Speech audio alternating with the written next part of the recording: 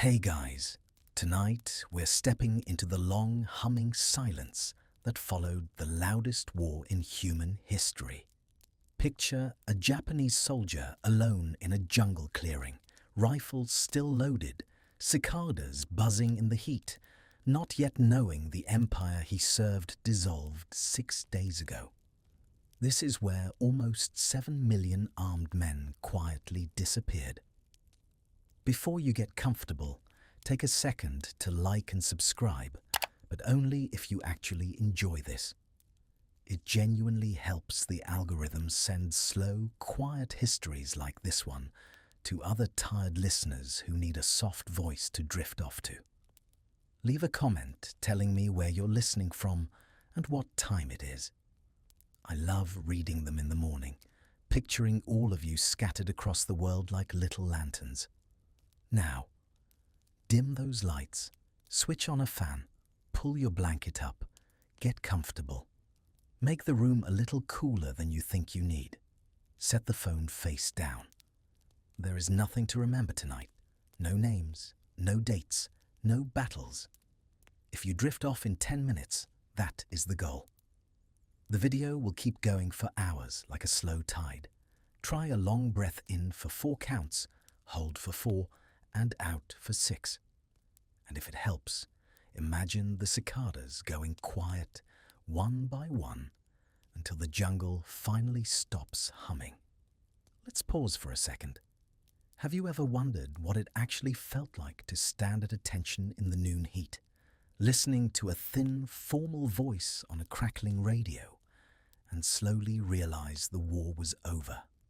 Have you wondered what it was like to hear your emperor speak for the very first time and discover you could barely understand the old court Japanese he was using?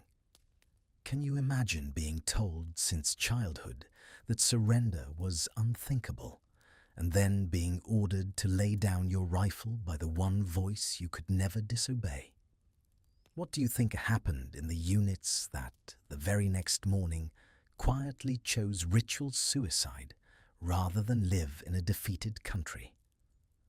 How does an exhausted, broken empire physically move nearly 7 million soldiers, sailors, settlers, and frightened children back across an ocean of ruined harbors?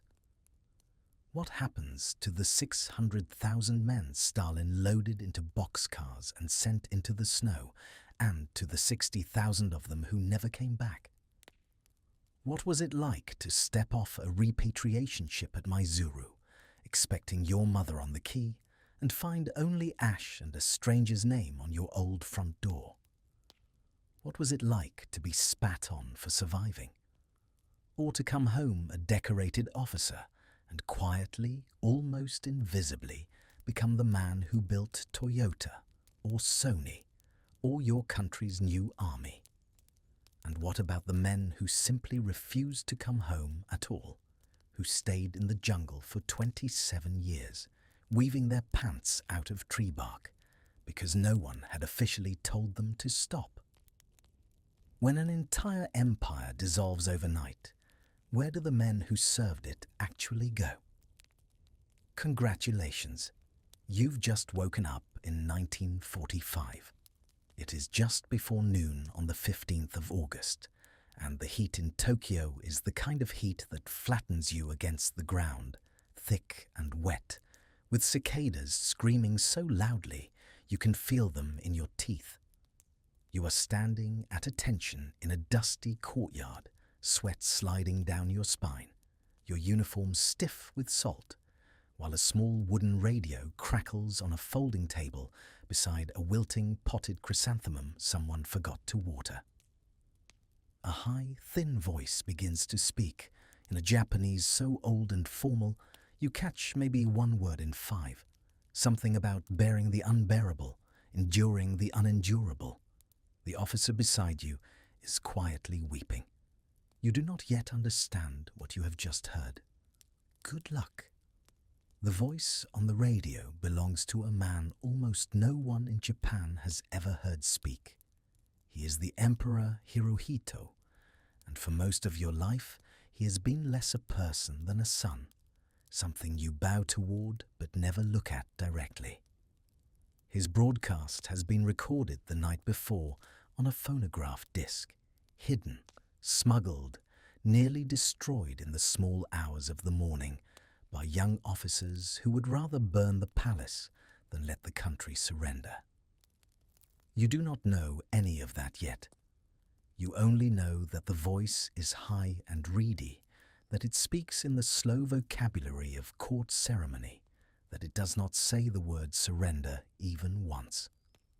It says, instead, that the war situation has developed not necessarily to Japan's advantage. It says the enemy has begun to employ a new and most cruel bomb.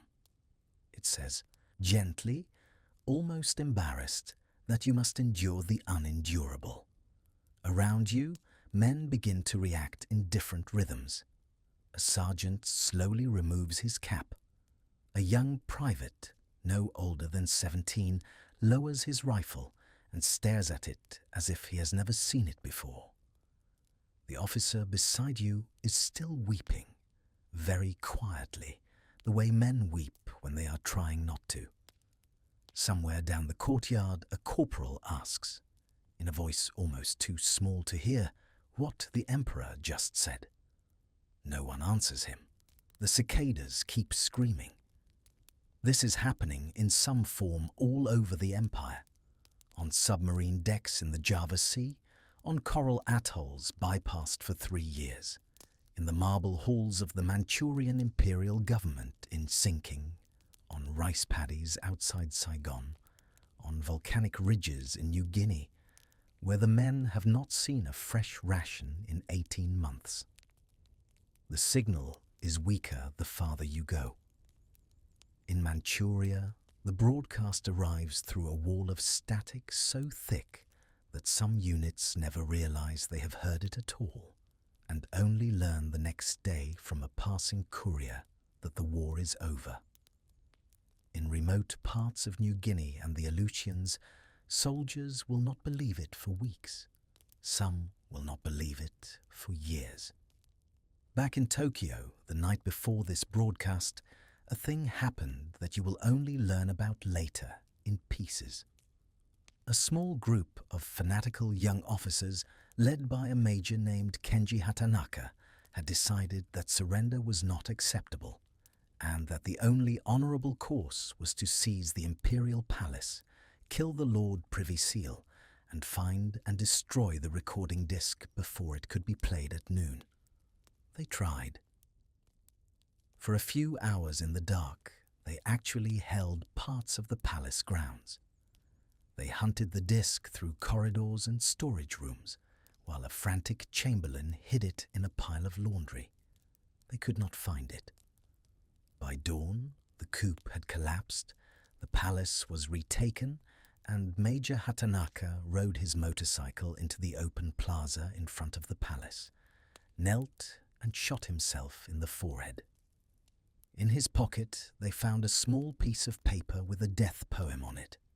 He was 33 years old. That same morning, just before the broadcast, the War Minister, General Korechika Anami, sat down on the tatami of his official residence, opened his uniform jacket, and committed seppuku in the old way, with a short blade, slowly, while writing a final note in which he apologized to the emperor with his death. He had been one of the loudest voices in cabinet for continuing the war. He had also, quietly, refused to crush the young officer's coup when he could have, and refused to support it when he could have done that too.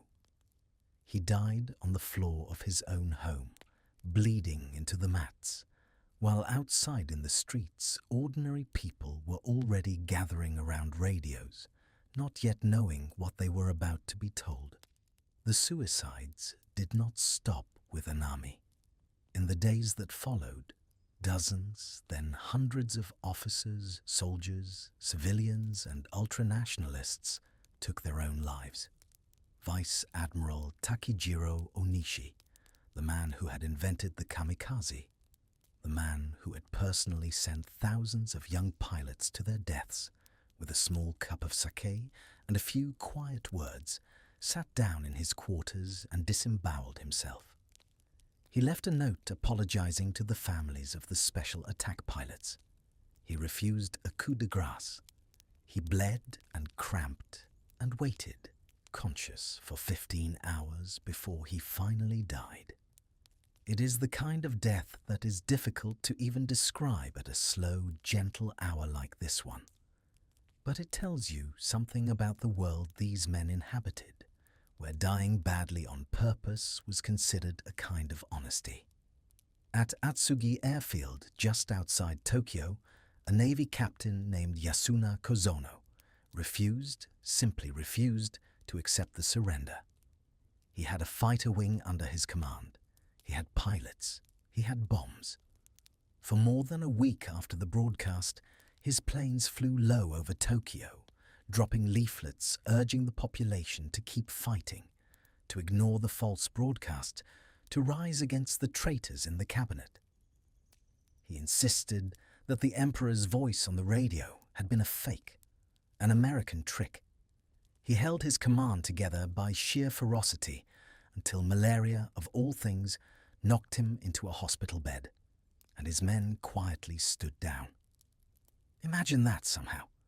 The empire is finished, the bombs have fallen, the foreign generals are already on their way, and one feverish Navy captain in a plywood office is still papering Tokyo with the message that none of it is real.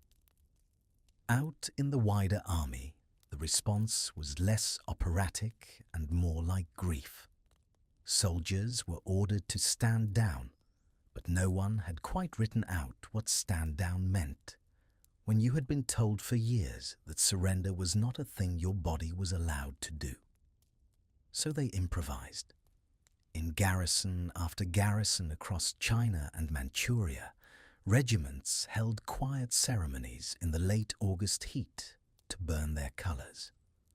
The regimental flag in the old imperial army was sacred. It had been personally bestowed by the emperor. It was supposed to be defended with the unit's last drop of blood. Now men in dusty uniforms gathered in courtyards, presented arms one final time, and watched the silk go up in a thin, almost apologetic flame. Some officers cried, some did not. Some snapped their swords across their knees so the blades could not be handed over to a foreigner. Some buried their rifles, oiled and wrapped in canvas, under the floorboards of barracks they would never see again, the way a farmer might bury seed against a hard winter. Many of those rifles are still down there. In other corners of the empire, men were burning very different kinds of paper. In Manchuria, in the laboratories of Unit 731, doctors were feeding stacks of records into furnaces as fast as they could pile them. Files on plague experiments, files on frostbite trials, files on living human dissections. They worked through the night.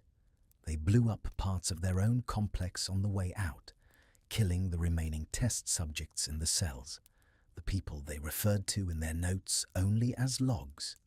Across China and Korea, Kempitai officers, the secret military police, were doing the same thing on a smaller scale, burning interrogation files, prisoner ledgers, comfort station registers, anything that might one day be read aloud in a courtroom.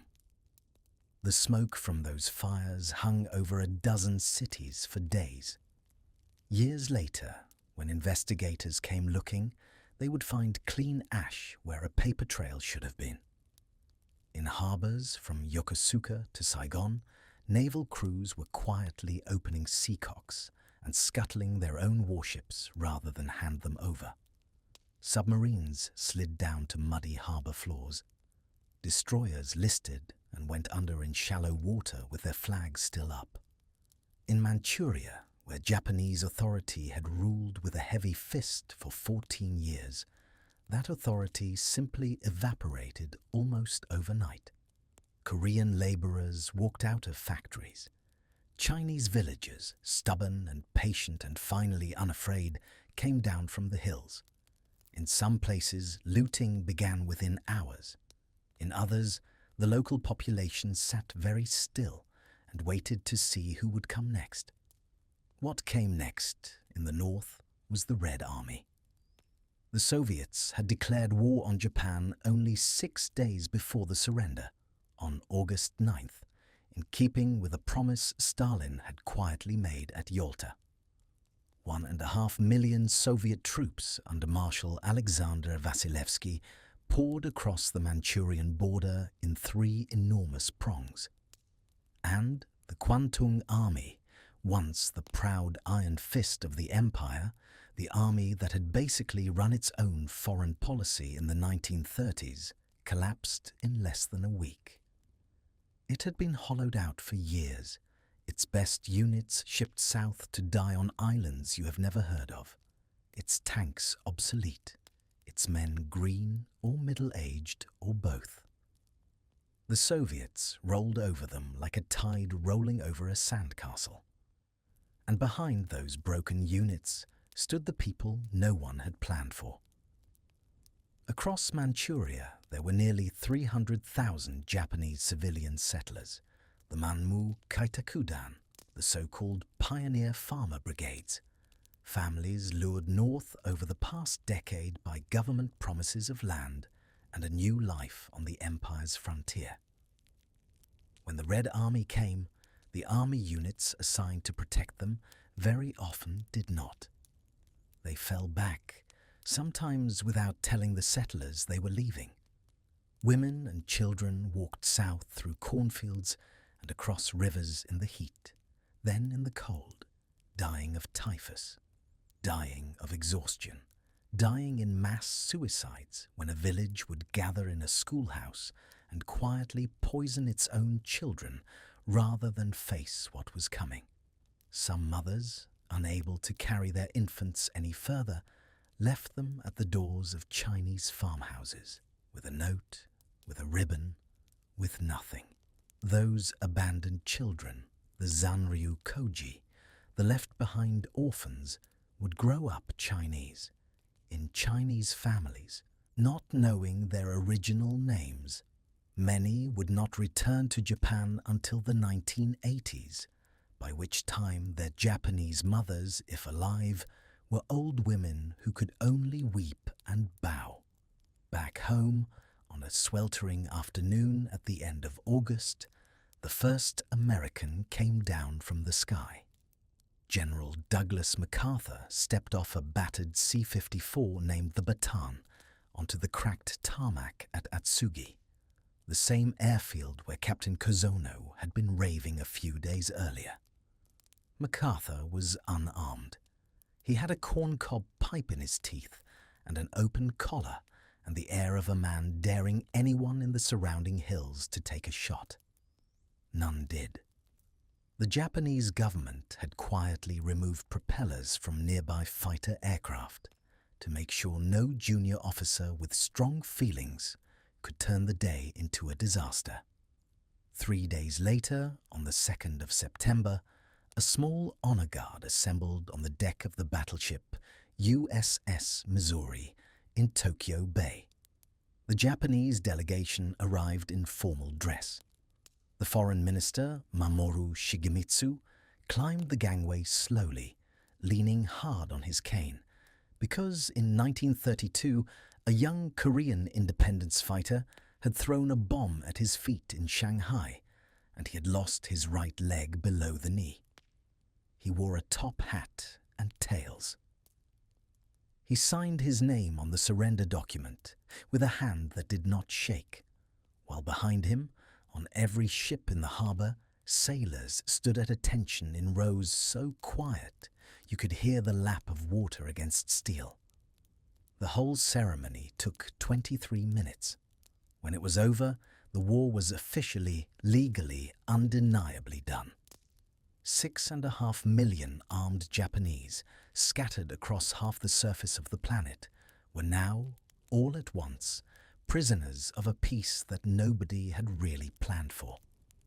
And the enormous, almost impossible question of what to do with them, of how to bring them home, of who would even count them, was just beginning. Try for a moment to sit with the size of that number. 6.5 million is not really a number that the human brain can hold. It is more than the population of a small country. It is more than every single person living in Norway today. It is, if you laid them shoulder to shoulder in a long, quiet line, a column of human beings stretching from Tokyo to roughly somewhere in eastern Iran. And every one of them was sitting on the night of the 2nd of September, 1945, in some far-flung garrison or jungle clearing or harbour town or frozen Manchurian rail siding, holding a rifle they were no longer supposed to fire, waiting for someone, somewhere, to tell them what came next. The geography alone is worth pausing on. By the official tallies that emerged in the months after surrender, there were roughly 1,050,000 Japanese personnel in Manchuria, another million in China proper, south of the Great Wall, around 700,000 in Korea, 600,000 spread across Southeast Asia, in Burma and Malaya and Singapore, and what we now call Indonesia and Vietnam. Hundreds of thousands more on bypassed Pacific islands, on Taiwan, on Sakhalin, on the Kurils, on tiny atolls where they had been quietly starving for 2 years already. Add in the civilian settlers, the colonial administrators, the wives and children, the railway clerks and the school teachers and the comfort women and the labourers, and the total number of Japanese citizens stranded outside the home islands at war's end climbed past 6,600,000. The repatriation that followed would be, until that point in human history, the largest peacetime movement of people the planet had ever seen. And nobody really had a plan for it. What they had instead was a hasty division of responsibility, scribbled out in conference rooms in late August. The Americans took the Central Pacific and the home islands of Japan themselves. The British, under Lord Louis Mountbatten and his Southeast Asia Command, took Burma, Malaya, Singapore, parts of the Dutch East Indies, and Hong Kong. The Soviets took Manchuria, North Korea, Sakhalin, and the Kurils. And as you already suspect, that was going to become its own very long story. The Chinese nationalists under Chiang Kai-shek took mainland China south of the wall. The Australians took Borneo, parts of New Guinea, and the enormous garrison at Rabaul. Each of these powers approached the problem of disarming and shipping home several million enemy soldiers in their own particular style, with their own particular grievances and their own particular ideas about whose hands the work should fall on. Sitting at the center of the Japanese end of the operation was a rather small, rather overworked office in Tokyo with the unglamorous name of the Repatriation Bureau, set up under the broader umbrella of MacArthur's headquarters, known by its acronym SCAP, which stood for Supreme Commander for the Allied Powers, but which sounded, depending on your mood, either grand or vaguely medical. SCAP did the deciding. The Japanese, with a kind of stubborn bureaucratic grace, did the actual paperwork. They assigned port codes. They printed forms. They drew up timetables. They rummaged through whatever was left of the merchant marine, much of which was at the bottom of the Pacific, and counted hulls. The hulls they had were frankly sad. Most of Japan's pre-war shipping had been sunk by American submarines. What remained was a strange flotilla of survivors and converts, hospital ships repainted, old liners with their fittings stripped, captured vessels, leased Liberty ships from the Americans, anything that could float and steam and carry men. Names you may not recognize, but that mattered intensely to the people who boarded them. The Hikawa Maru, the Hakoda Maru, the Takasago Maru. Smaller workhorses doing endless circuits between the continent and the home islands, again and again, season after season. And the ports. The ports are worth seeing in your mind because they are where the story of return actually happens. There were a handful of them, designated by SCAP and the Japanese government as official points of disembarkation. Maizuru, on the rugged Sea of Japan coast, became the great gateway for those returning from the north, from Manchuria and Korea, and eventually from Soviet captivity. Sasebo, down in Kyushu, took the bulk of those coming up from China and the south. Hakata, also in Kyushu, processed millions. Uraga, near Yokosuka, and Kure, the old naval town, handled the rest. Across these 5 or 6 small port cities, day after day, week after week, year after year, the empire walked home in single file. What did that walk look like, if you imagine being inside it? Picture yourself then as a soldier on a beach somewhere in the Philippines in October of 1945. You have surrendered your rifle, which is now in a great rusting heap by the palm trees, taller than a man. You have been counted. You have been assigned a number on a small card. You wait, sometimes for weeks, in a holding camp ringed by Filipino guards who have a great deal of recent reason to dislike you while a ship comes. When it does, you board with 2,000 other men and you find yourself a place on a steel deck. There are no bunks. You sleep in shifts, leaning against your duffel bag. The food is rice gruel and pickled radish, twice a day. The latrines are buckets and a plank with a hole in it hung off the stern. The journey home takes anywhere from a few days to a few weeks, depending on weather and on whether the captain has a working chart. And when you arrive at, let us say, Sasebo, you do not simply walk down the gangplank into your homeland. You are processed. You are made to undress on the dock.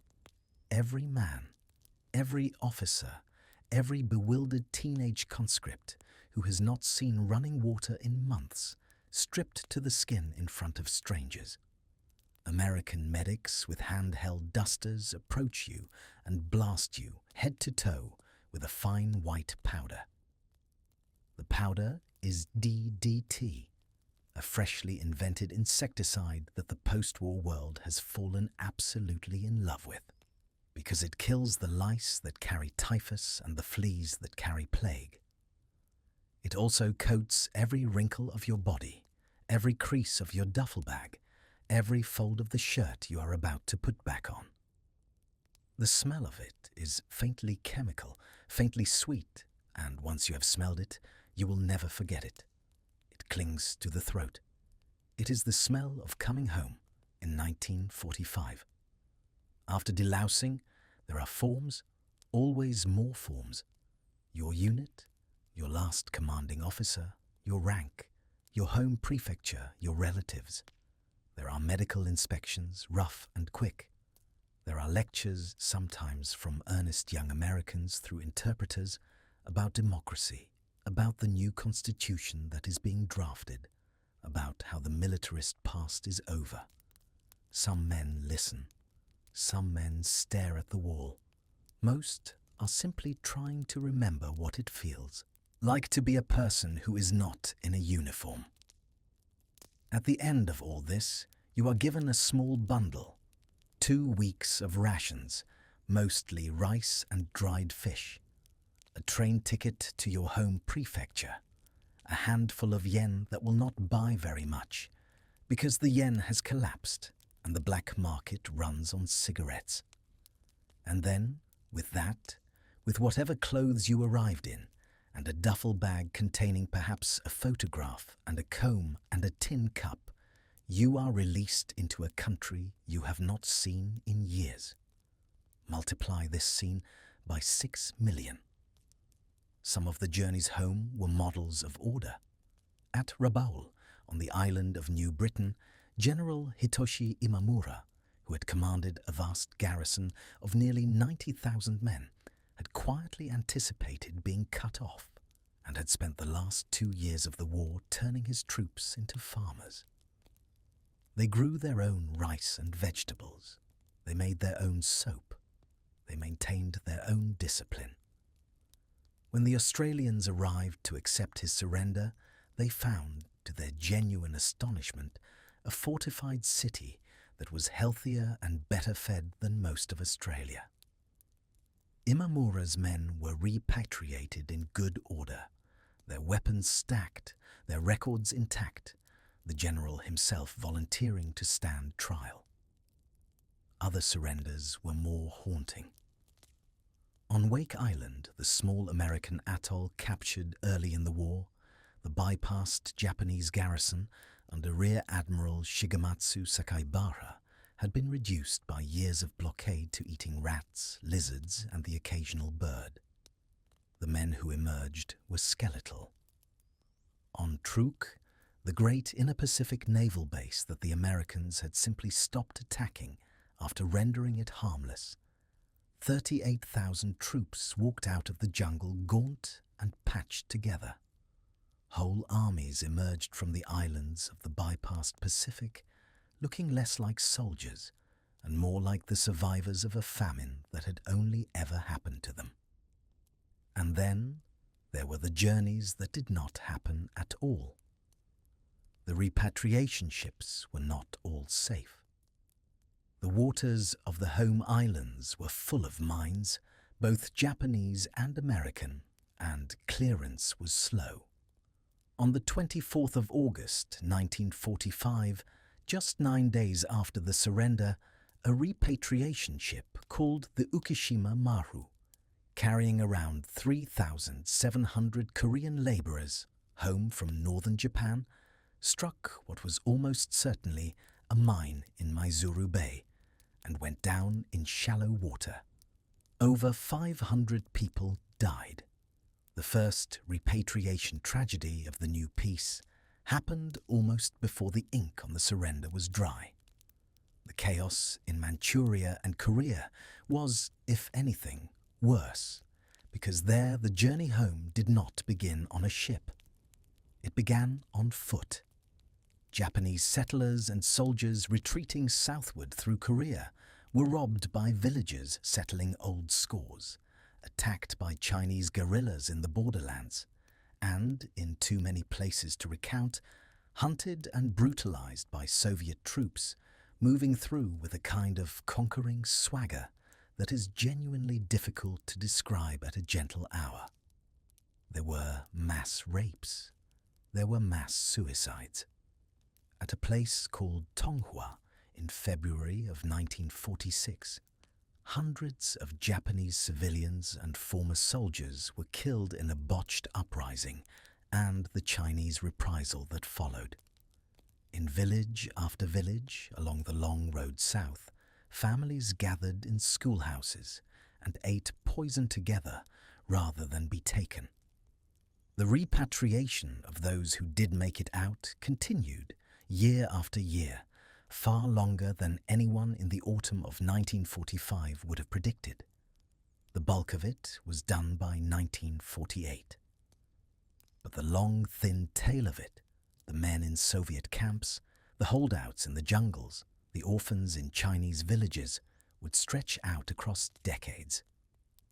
The very last of the Soviet repatriations did not arrive at Maizuru until 1956. 11 full years after the war had ended.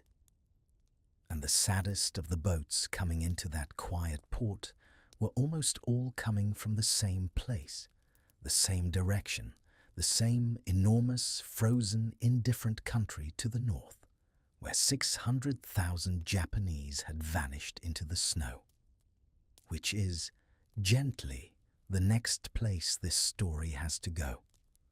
To understand how they came to vanish into it at all, you have to go back to the very beginning of August, before the surrender, before the Emperor's voice cracked through the static, to a piece of paper signed in Moscow that nobody outside a small circle of generals had any idea existed. The Soviet Union and Japan had spent most of the war in an awkward, unspoken neutrality, bound by a non-aggression pact signed in 1941. Stalin had quietly told the Allies at Yalta in February of 1945 that he would break that pact and enter the war in the Pacific within 3 months of Germany's surrender. Germany surrendered on the 8th of May. Stalin, a man with an excellent calendar and an even better memory, declared war on Japan on the 8th of August. Within hours, 1.5 million Red Army soldiers under Marshal Alexander Vasilevsky began pouring across the borders of Manchuria from 3 directions at once. The Kwantung Army, which had once been the proud spearhead of Japanese power on the continent, was, by the summer of 1945, a hollow shell. Its best units had been stripped out and sent to the Pacific years earlier. What remained was a force of older men, younger boys, and second-line equipment. They folded in days. By the time the Emperor's voice came over the radio on the 15th, much of the Soviet advance was already deep into Manchuria, sweeping up entire divisions of Japanese troops who had barely had time to fire a shot. And here is where a piece of language quietly becomes very important. The Potsdam Declaration, the document that laid out the terms of Japan's surrender, had stated, in plain English, that surrendered Japanese soldiers would be permitted to return to their homes to lead peaceful and productive lives. Stalin read this. Stalin nodded. And then Stalin, on the 23rd of August 1945, signed Order No. 9898, directing the transfer of 500,000 Japanese prisoners of war into the Soviet interior to work on the rebuilding of the country they had not, in fact, helped to destroy. The number, in the months that followed, swelled. Roundups continued through the autumn. Civilians were swept up alongside soldiers. Railway workers, civilian engineers, settlers, men in their 50s, and boys in their teens. By the time the trains were full, somewhere close to 600,000 Japanese were on their way north. Picture, then, a long column of men trudging in late summer heat toward a railhead in Manchuria. They carry whatever they were allowed to take, which is almost nothing. Some have been told they are going to a nearby camp. Some have been told they are going home, that the trains will take them to a port. Some are simply not told anything at all. They reach the railhead. They are loaded into freight cars, the kind designed for cattle, 60 men crammed into a space built for 40. There is a hole in the floor for a latrine. There is a small stove if they are lucky. There is no insulation. The doors slide shut. The train moves north. The journey takes 3 weeks, in some cases 4, across the brown vastness of Manchuria, then up into the Taiga, then across the great frozen rivers, the Amur and the Ussuri, into a landscape that grows progressively colder, progressively emptier, progressively unlike anything most of these men have ever seen. They are heading into the autumn of 1945, and the coldest winter in living memory, with summer uniforms, with cotton trousers, with shoes that are coming apart at the seams. The first deaths happen on the trains: typhus, dysentery, pneumonia, frostbite from the cracks in the boxcar walls. When the doors are slid open at the destination, frozen bodies are sometimes pulled out and laid in the snow alongside the living. The destinations are not one place. They are a vast, scattered archipelago of more than 2,000 camps, spread from Khabarovsk on the Pacific coast across the whole width of Siberia to Krasnoyarsk and Irkutsk, down into the Mongolian steppes, west into the coalfields of Karaganda in Kazakhstan, and in some cases all the way to the Donbass in European Russia. Some men ended up working in mines so far west that they were closer to Berlin than to Tokyo. The work was the kind of work that breaks bodies, cutting timber in forests where the temperature in January reached 40 degrees below zero, which, helpfully for our purposes tonight, is the one temperature where Celsius and Fahrenheit agree on the answer. And the answer is that you should not be outside. Building the great Baikal-Amur mainline railway, the BAM, slicing a second Trans-Siberian line through permafrost, mining coal in Karaganda, making bricks, loading freight, hauling stone, 12 hours a day, 6 days a week, 7 days a week if quotas were not met. The rations were calibrated almost exactly to keep men alive while extracting as much labor as possible.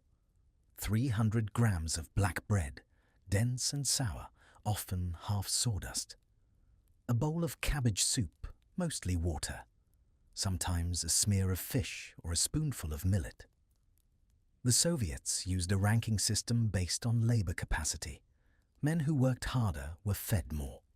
Men who weakened were fed less, which made them weaker, which made them eat less, which is a logic with only one direction. The Japanese have a phrase for this slow, mathematical kind of starvation. They call it dorei rodo, slave labor. The phrase is not a metaphor. About 60,000 Japanese died in the camps, according to figures the Japanese government settled on after years of patient archival work.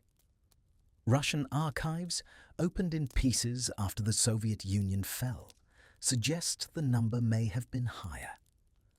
They lie in graveyards across an enormous country, often marked in those first years by nothing more than a numbered wooden post.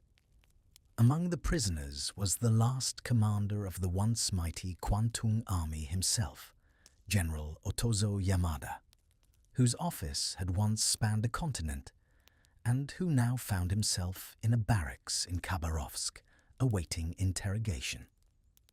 He would eventually be tried. But before the trials, there was something else, and this is the part of the Siberian story that surprises people who have not heard it before. The Soviets did not only want labor, they wanted minds. Within the camps, they established a propaganda apparatus aimed at converting Japanese prisoners into communists. The centerpiece of the effort was a newspaper called Nihon Shinbun, the Japan News, edited by Soviet officers and staffed by a small corps of Japanese ex-officers and intellectuals who had embraced communism. Men like Yoshio Shiga, who became a familiar voice in the camps. There were daily political education sessions. There were study circles on Marxism-Leninism. There were, in the most uncomfortable echo of what was happening in China at exactly the same moment, struggle sessions in which prisoners were made to denounce one another for their wartime conduct, their class background, their officer status, their lukewarm enthusiasm for the new ideas. Men who had been raised to revere the emperor were now expected to stand up and denounce him. Some did. Some did so out of conviction. Many more did so because they understood, with the bitter clarity of the very hungry, that those who passed the political tests went home sooner. This had a peculiar consequence. When the first repatriation waves began in 1946 and 1947, The men who came home were sometimes the most radicalized.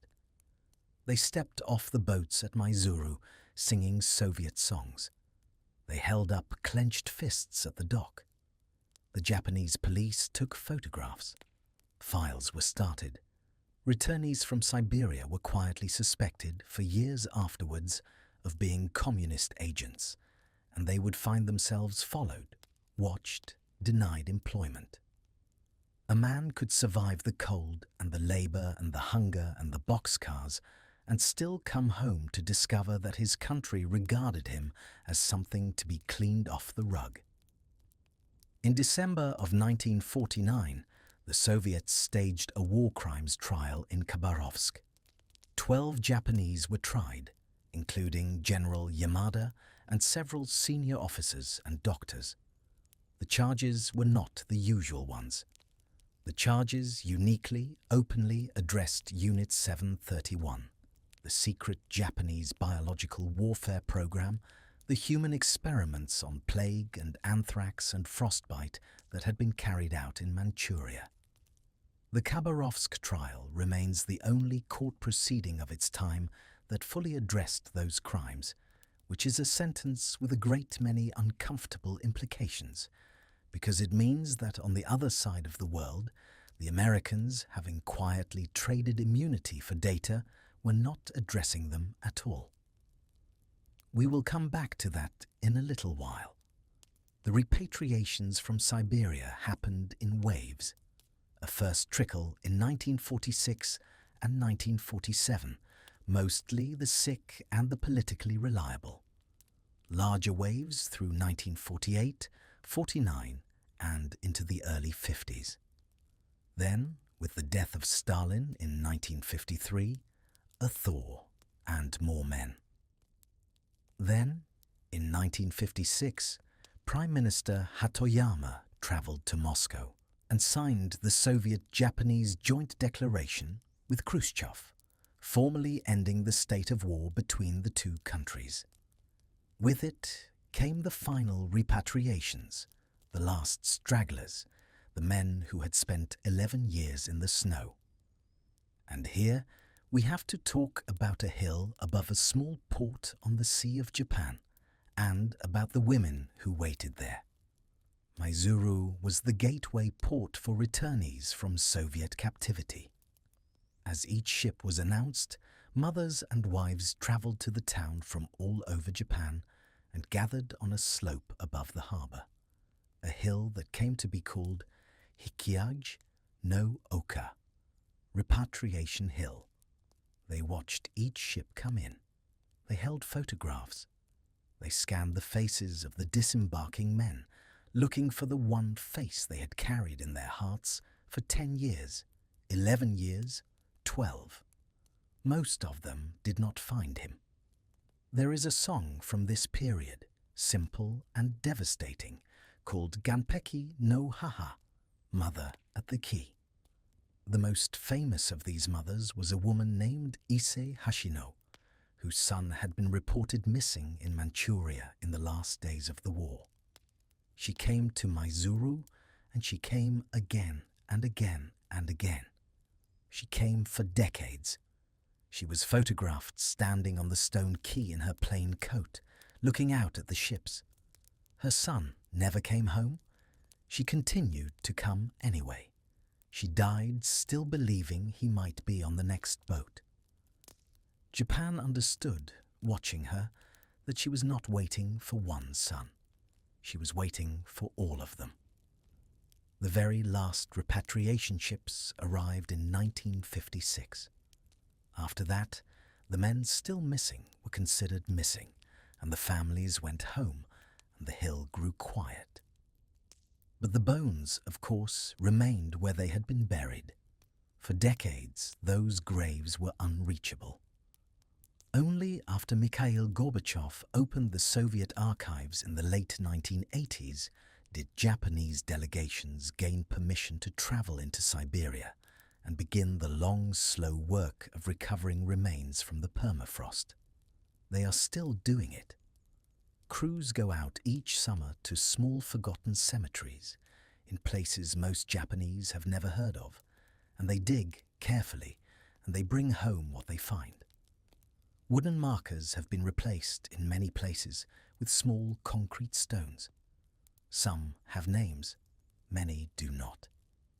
Picture then a single Japanese veteran, very old now, standing in a clearing in the Russian taiga in the year 2010 with a stick of incense in his hand.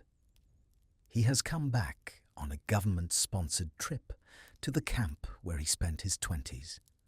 The barracks are gone. The watchtowers are gone. The wire is rust in the dirt. There is only the forest, indifferent as ever.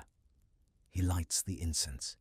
He bows toward a wooden post that may or may not be in the right place. Somewhere under his feet, in the slow black silence of the permafrost, are the friends he could not bring home. He stands there for a long time. The wind does what wind in a Siberian forest always does. The cold gets into his coat. And then, eventually, he turns, and he walks back to the bus, and the Empire's longest journey, the one that started on a freight platform in Manchuria in the autumn of 1945, is finally, quietly, over. While that long Siberian journey was unwinding in one direction, a very different set of journeys was unwinding in the other. Because not all surrendered Japanese were taken east. Most of them, in fact, were taken south or west, or simply left where they were standing, and watched over by Americans, by British, by Australians, by Dutch, by Filipinos, by Chinese nationalists, by men in many different uniforms who had spent the last few years trying to kill them, and now had to figure out what to do with them instead. The numbers, again, are the place to start, because the numbers are the part the textbooks tend to skip over. Roughly 35,000 Japanese had been taken prisoner by the Americans during the war itself, scattered across Pacific Island camps and a handful of holding facilities in Hawaii. After the surrender, that number ballooned overnight as hundreds of thousands of men in Pacific garrisons came down from the hills and out of the caves and laid their rifles in neat rows.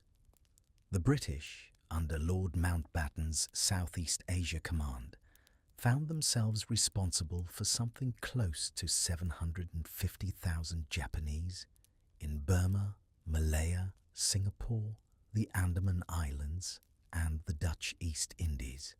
The Dutch in Batavia, picking up the pieces of an empire they had lost 3 years earlier, inherited tens of thousands more. The Australians took the surrenders at Rabaul and across Borneo and New Guinea. The Chinese nationalists, busy preparing for a civil war they did not yet realize they were going to lose, took the surrenders south of the Great Wall. And here is where it gets quietly grim. The British, looking at 750,000 Japanese soldiers and looking at their own bombed-out rubber plantations and ruined railways, made a small bureaucratic decision with very large consequences. They reclassified their prisoners, not as prisoners of war governed by the Geneva Convention with all of the protections and obligations that came with that status, but as something new called Japanese Surrendered Personnel, JSP for short. The term was a polite fiction.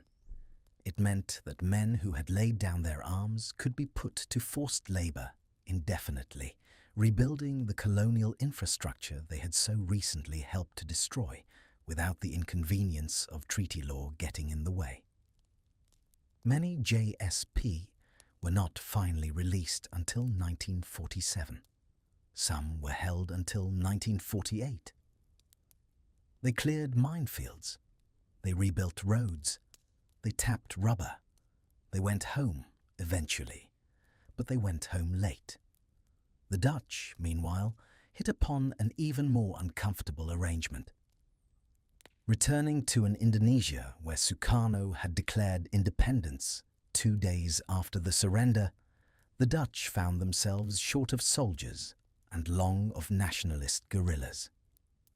So they used Japanese troops, the same troops who had occupied the islands for 3 years, to fight on their behalf against the Indonesian independence movement in a kind of awkward holding action while the Dutch military rebuilt. Some of those Japanese soldiers, finding the war they had been fighting suddenly inverted, simply deserted into the jungle and joined the Indonesians. A small number stayed in Indonesia for the rest of their lives, married locally, raised families, and lie buried there now, having fought in the end for whichever side the calendar happened to put them on. That, however, is the back room of the story. The front room, the room with the wooden benches and the high ceilings and the men in robes, is the room of the trials. The big one, the one history remembers. The International Military Tribunal for the Far East, which everyone simply calls the Tokyo Trials. It opened on the 3rd of May, 1946, in the auditorium of the former Imperial Army headquarters in Ichigaya, the very building from which the war had been planned, now repurposed as the room in which the war would be judged. 11 judges from 11 allied nations. The presiding judge was an Australian, Sir William Webb. The chief prosecutor was an American, Joseph Keenan. There were 28 defendants in the dock, the names of the men who had run the empire, or large pieces of it. Former Prime Minister Hideki Tojo, Foreign Minister Koki Hirota, General Iwane Matsui, who had commanded the troops at Nanking, General Kenji Doihara, the man sometimes called the Lawrence of Manchuria, admirals, generals, ideologues, diplomats, and the philosopher Shumei Okawa, who solved the problem of his own trial by leaning forward in his seat on the opening day and slapping the bald head of Tojo sitting in front of him, and was promptly removed and declared insane. The trial would not see him again. Tojo himself had attempted to remove himself from the trial much earlier, on the 11th of September 1945, when American military police arrived at his home to arrest him. Hearing them at the door, he stepped into a back room and shot himself in the chest with an American Colt pistol. He missed his heart by less than an inch. American doctors, performing what is surely one of history's strangest acts of medical care, saved his life specifically so he could be hanged later, which they accomplished using American blood plasma and American antibiotics.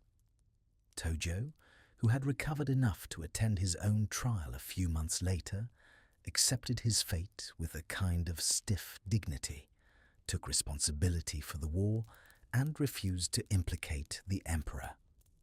That last part was important because the emperor had been carefully, deliberately removed from the proceedings entirely.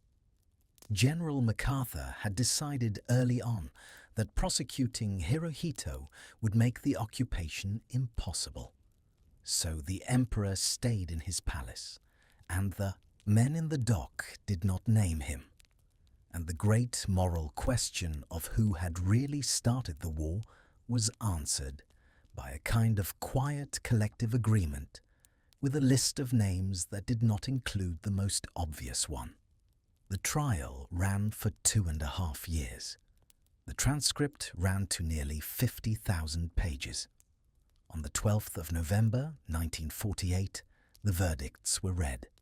7 defendants were sentenced to death.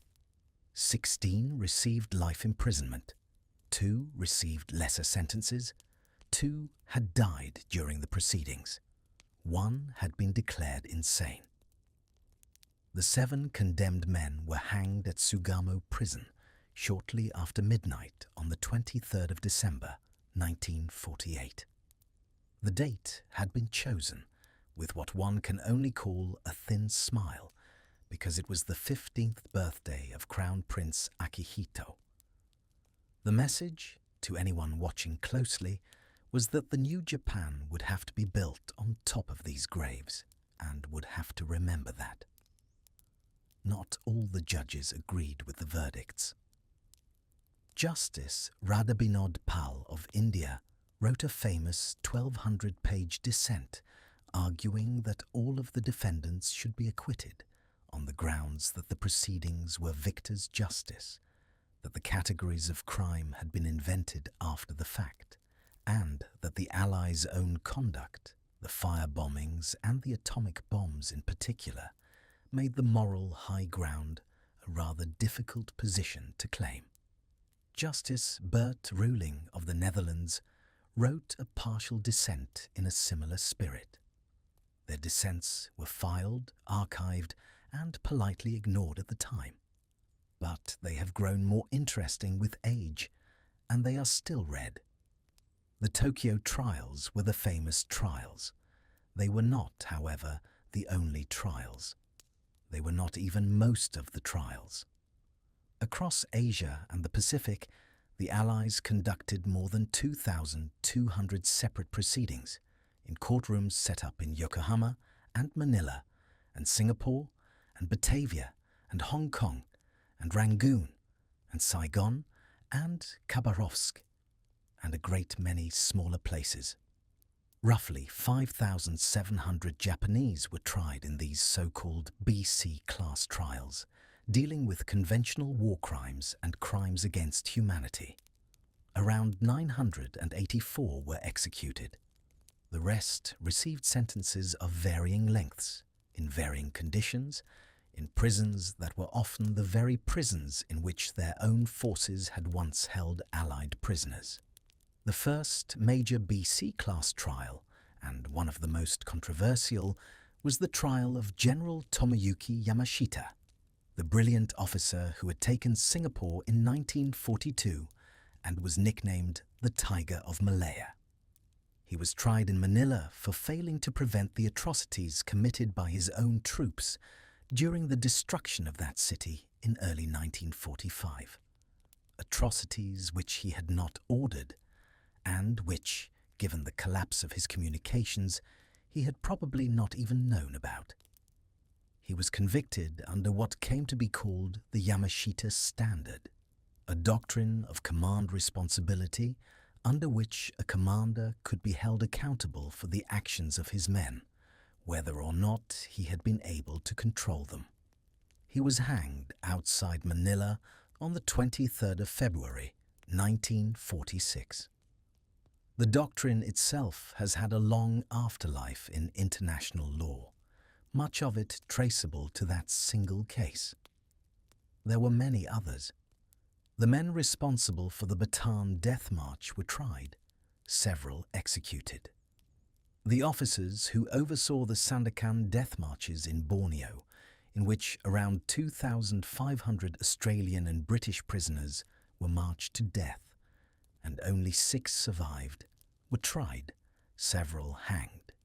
The architects of the Burma-Thailand Death Railway, including the work at Hellfire Pass, where prisoners and Asian labourers had died in their tens of thousands, faced their reckoning. There were trials for the Manila Massacre, for the executions of Allied airmen, for the medical neglect of prisoners, for individual acts of cruelty in individual camps. Many of these trials lasted only days. Some were impeccably conducted. Others were rushed, conducted in languages the defendants did not fully understand, with evidence that today would not survive a first appeal. They produced, taken together, a kind of imperfect, exhausted, partial accounting. Better than nothing, less than enough. And then there are the men who were not tried at all, the men who walked away. Emperor Hirohito, as we have said, sat on his throne for another 43 years after the war, becoming, in time, a beloved, if slightly remote elder figure, a marine biologist who liked to study jellyfish. He was never charged, he never testified, he never publicly acknowledged personal responsibility, although his son Akihito would, much later, do something close to it on his behalf. And then there is the file that history has had the hardest time looking at. General Shiro Ishii, the head of Unit 731. The doctor who had supervised, in Pingfang outside Harbin, the deliberate infection of human beings with plague, anthrax, cholera, typhoid, and a long list of other diseases. The deliberate freezing of human limbs to study frostbite. The deliberate vivisection of conscious patients. The testing of biological weapons on Chinese cities. Ishii was captured by the Americans in 1945. The Soviets demanded his extradition for the Khabarovsk trial. The Americans refused.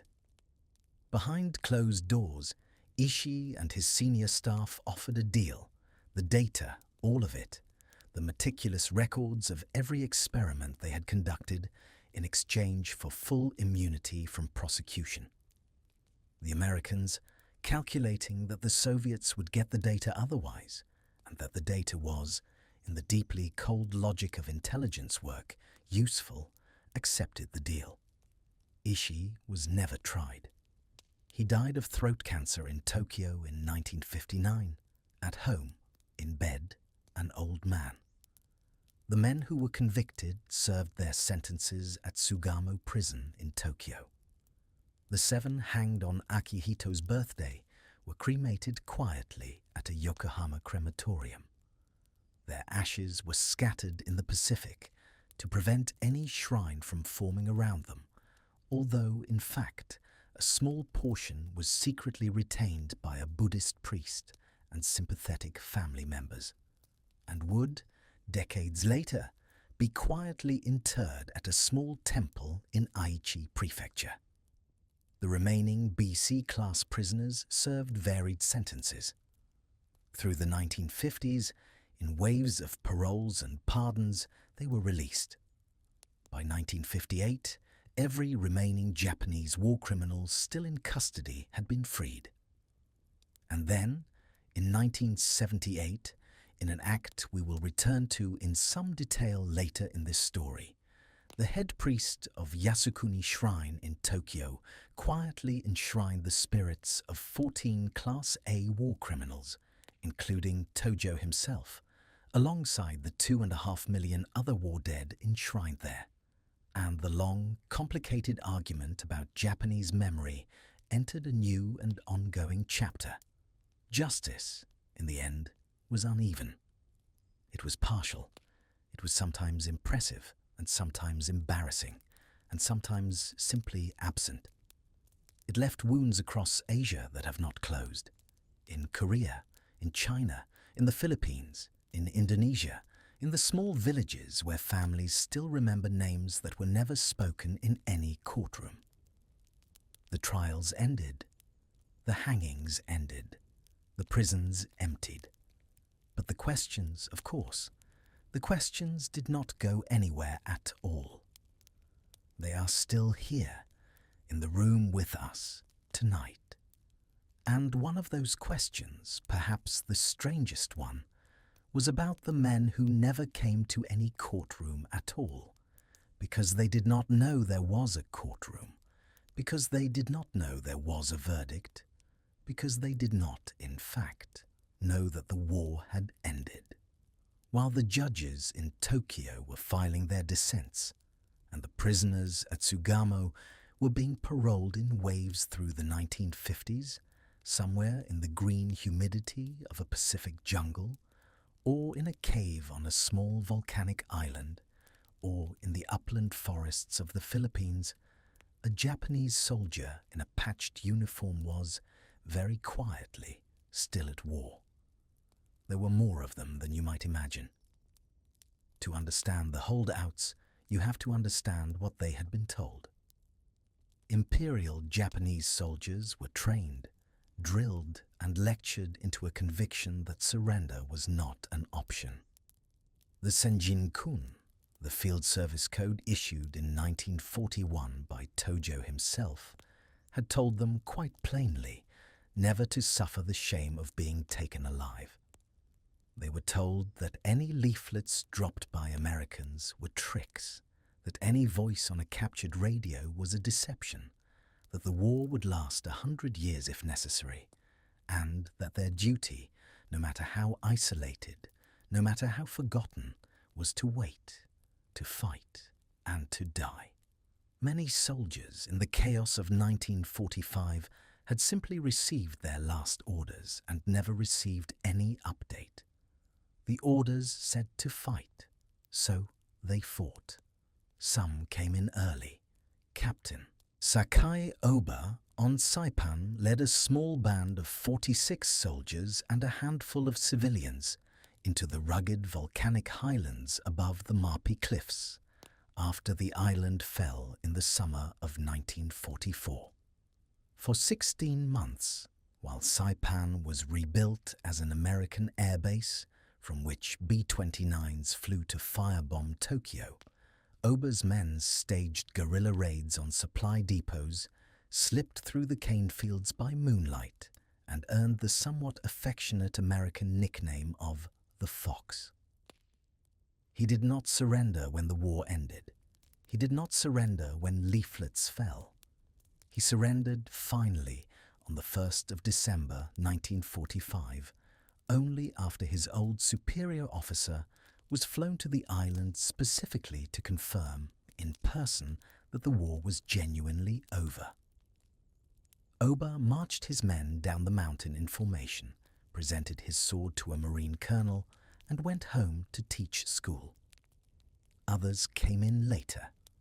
2 machine gunners on Iwo Jima, Yamakage Kufuku, and Matsudo Linsoki hid in the volcanic caves of that grim and famous island for nearly 4 years, listening at night to the sound of American jet engines on the airstrip overhead, eating what they could scavenge, drinking from condensation.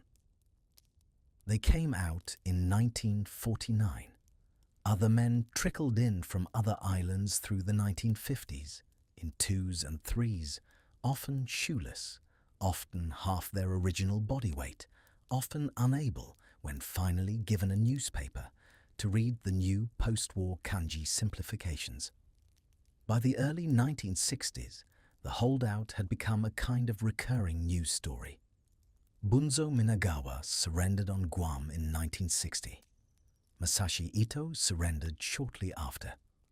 The Japanese public read these accounts with a complicated mix of feelings, pity, fascination, embarrassment, and a quiet, unspoken pride that some men had, somehow, refused to let the war end on schedule. And then came the trio whose names you may know. The first was Sergeant Shoichi Yokoi of the Imperial Army's 38th Regiment, stationed on Guam. When the Americans took the island in the summer of 1944, Yokoi and a small group of comrades fled into the jungle.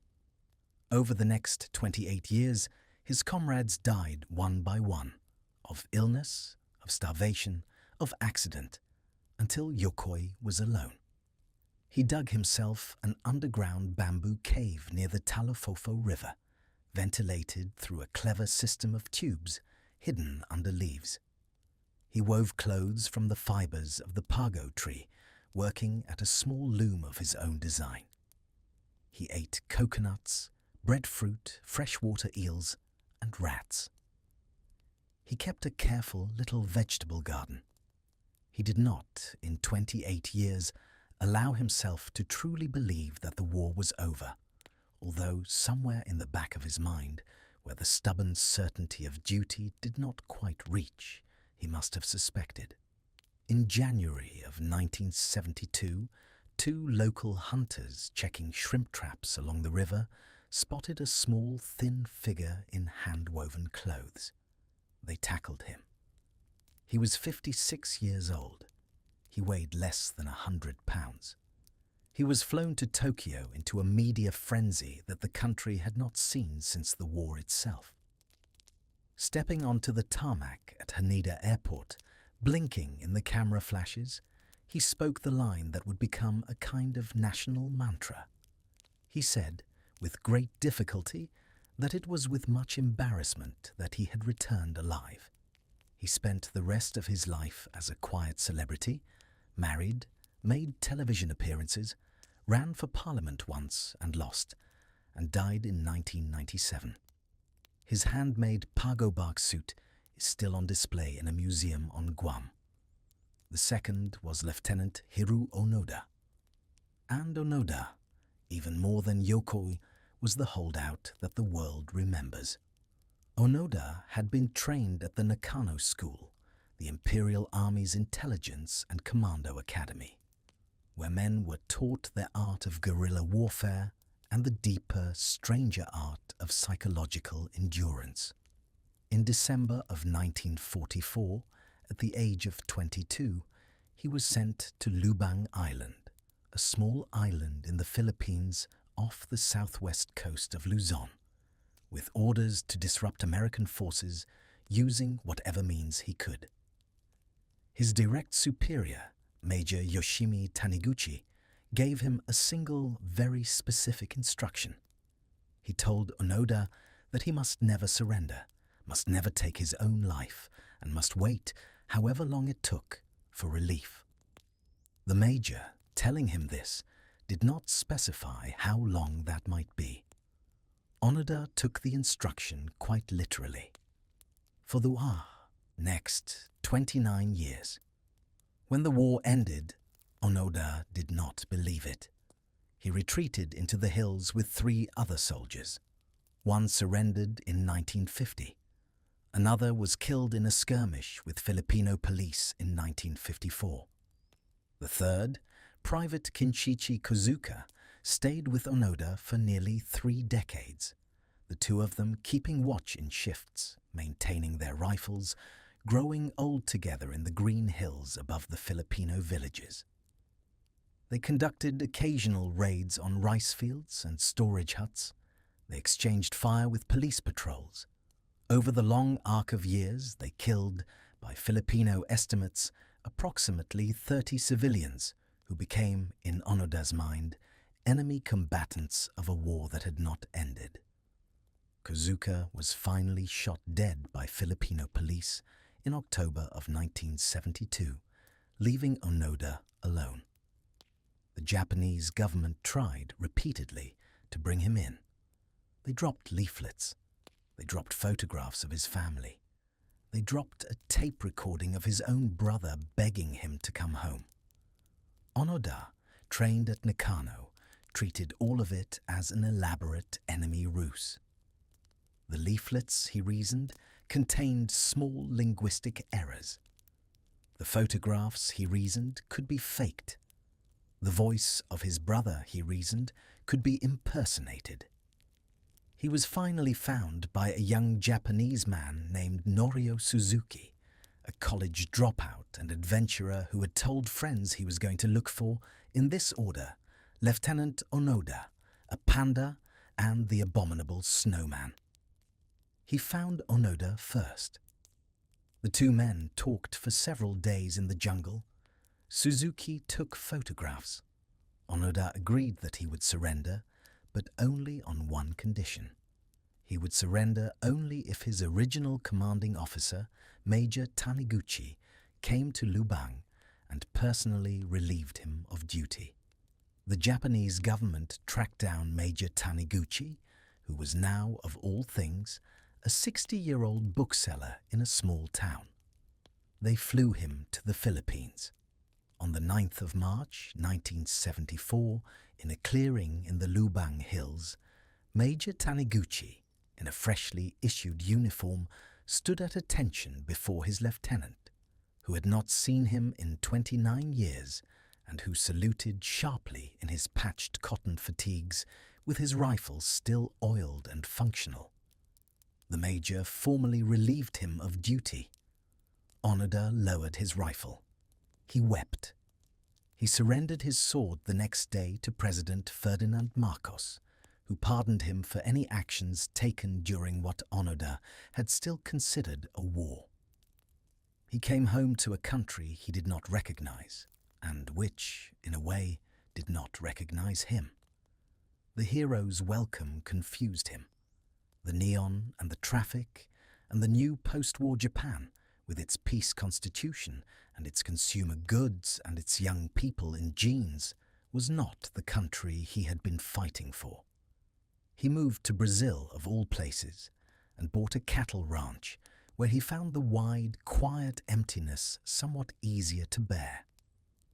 Years later, he returned to Japan and founded a small survival school for young people, teaching them, in his own quiet, stubborn way, how to make fires and cook rice in the rain.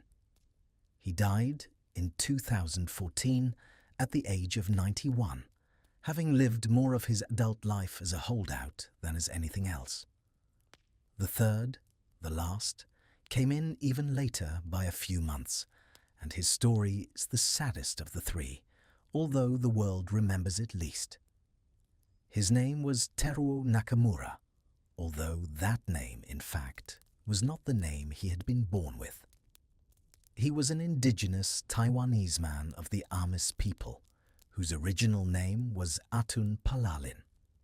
He had been conscripted into the Imperial Army from the Japanese colony of Taiwan, sent to Morotai Island in the Dutch East Indies, and lost in the jungle when the island fell to the Australians in 1944.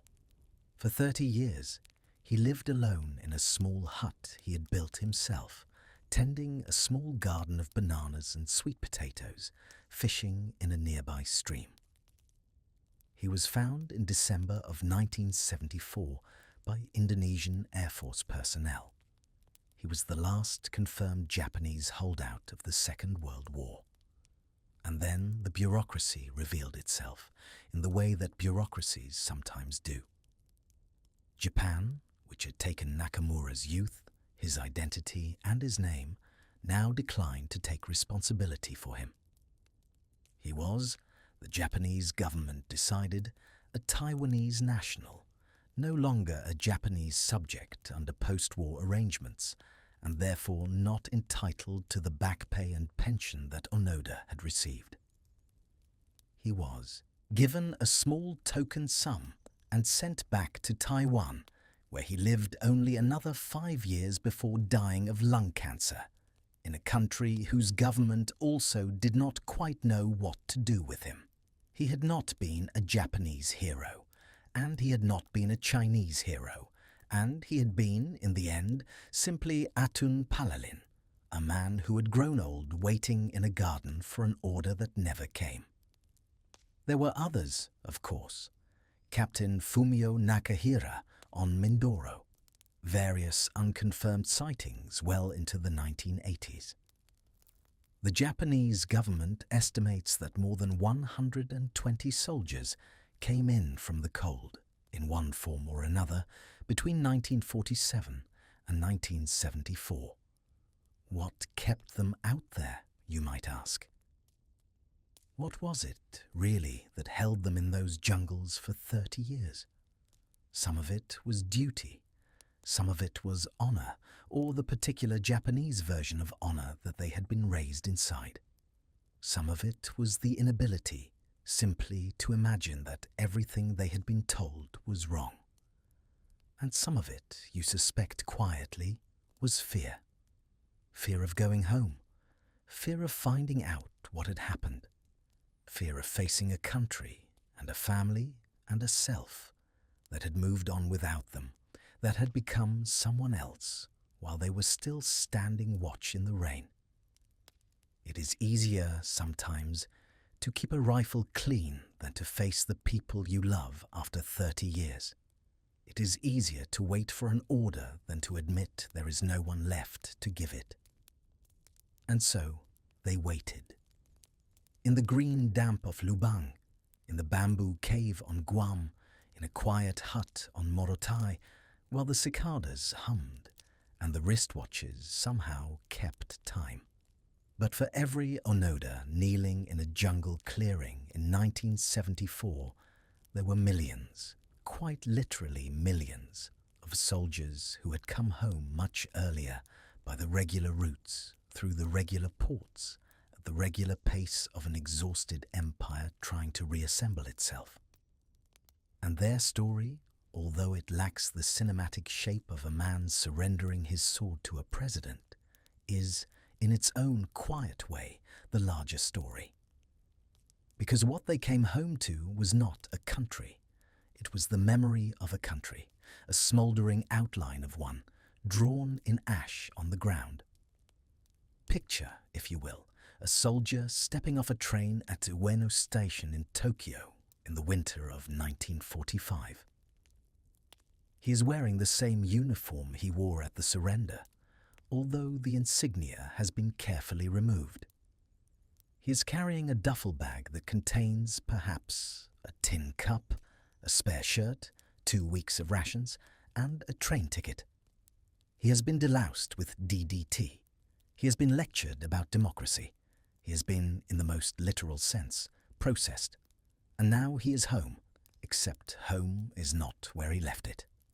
66 major Japanese cities had been firebombed during the war. The March 1945 raid on Tokyo alone, conducted with low-altitude incendiaries dropped from B-29s, had killed more than 100,000 people in a single night, and burned out roughly 16 square miles of the city, an area larger than the entire island of Manhattan south of Central Park. Hiroshima and Nagasaki, of course, was something else, something for which the language did not yet quite have a word. The rice harvest of 1945 was the worst in 40 years. The yen had collapsed into something close to symbolic value. Cigarettes were currency. Rice was currency. American chocolate bars traded by GIs for favors and trinkets were currency. The black markets of Ueno and Shinjuku and Shinbashi flourished in the open, run by men in cheap suits with very specific ideas about supply and demand. So our soldier, stepping down from the train, walking out into the cold, thin air of an evening in 1945, found himself in a city that had become, in his absence, a kind of vast camping ground. The neighborhoods of Asakusa, of Honjo, of Fukagawa, the old wooden lanes of working-class Tokyo, simply did not exist anymore.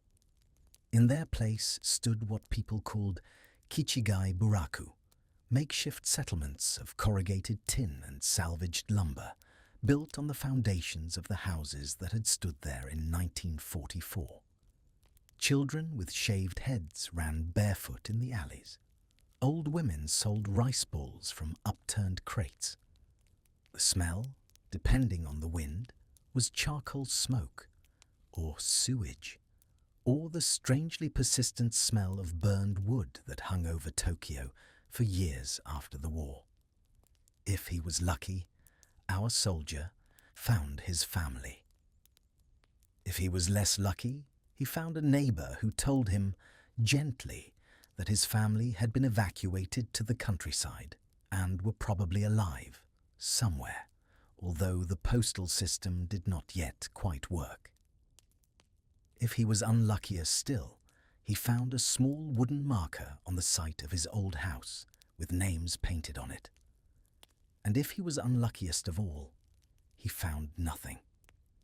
No house, no marker, no neighbors, just an open lot where weeds had begun to grow through the ash, and the strange, unblinking sun of a winter afternoon over a city that had gone silent. And then there was the matter, harder to describe, of who he was now. He had been, for many of these men, a soldier since the age of 18 or 20. He had known nothing else. The army had taught him how to march, how to clean a rifle, how to dig a trench, how to die. It had not taught him how to repair a radio, or operate a printing press, or sell vegetables. He came home with a skill set that the new Japan did not particularly want, and had been, in fact, formally instructed by the occupying authorities to forget. SCAP, the Supreme Commander for the Allied Powers, the great alphabet soup hand of MacArthur reaching down into every corner of Japanese life, had abolished his pension under an order known by the dry bureaucratic title SCAPIN 338. Military pensions gone. Veterans organizations dissolved. The Imperial Veterans Association, which once had millions of members and quiet political power, dissolved overnight. He was forbidden by occupation regulation to wear any part of his old uniform in public. The pension would not be restored until 1953, after the occupation ended, and only after years of quiet political pressure. The new constitution, drafted in 1946 and effective in 1947, contained a small remarkable paragraph called Article 9, in which Japan, the country he had been fighting for, formally renounced war as a sovereign right of the nation. He had given his youth to a militarism that was now, by law, illegal. He had been, in some sense, retroactively obsolete, and the people around him knew it. This is the part of the story that is not always told, although it should be. Many returning soldiers were not greeted as heroes. They were greeted, often, with a strange weighted silence, with downcast eyes. Sometimes, particularly in the case of soldiers returning from Soviet captivity in the early 1950s, who were assumed by the police and by their neighbors to be communist agents quietly working for Moscow with active hostility. Some were spat on, some were shunned, some were quietly informed by their old employers that, regrettably, the position they had held in 1941 had been filled. Some were blamed in unspoken ways for the suffering of the war, as if the bombing of Tokyo had been somehow their fault, individually, a debt they personally owed. The new post-war culture, leftward-leaning, suspicious of authority, deeply tired, did not quite know what to do with these men in their cleaned-up khaki, standing on platforms with their duffel bags. And then there were the men whose families had simply moved on. A soldier returning from a decade in Manchuria sometimes found that his wife, told he was dead, had remarried. There was a quiet etiquette around this, painful and unspoken. Sometimes the second husband stepped aside. Sometimes, more often, the first husband did. There were children raised on rationed rice and a photograph on a shelf who looked up at the man in the doorway and did not recognize their father. There were fathers who, after a moment, did not particularly recognize their children either. The medical name for the cluster of symptoms that followed, the nightmares, the sweating, the rages, the long silences, the inability to sit with one's back to a door, was Fukuin Shinkeishu, demobilization neurosis. It was widespread. It was largely untreated. Men did not, in post-war Japan, generally talk about such things. They drank instead. They worked. They sat very still on the Engawa in the evening, watching the garden, smoking, saying nothing. Their wives, who often understood more than was ever said, brought them tea, and quietly, without comment, did not ask. And yet, somehow, slowly, almost without anyone deciding it, they began to build. This is the part of the story that genuinely surprises people every time. Because the men who came home with empty hands, who had been told they were obsolete, who had no pensions and no associations and no uniforms, took those empty hands and went to work.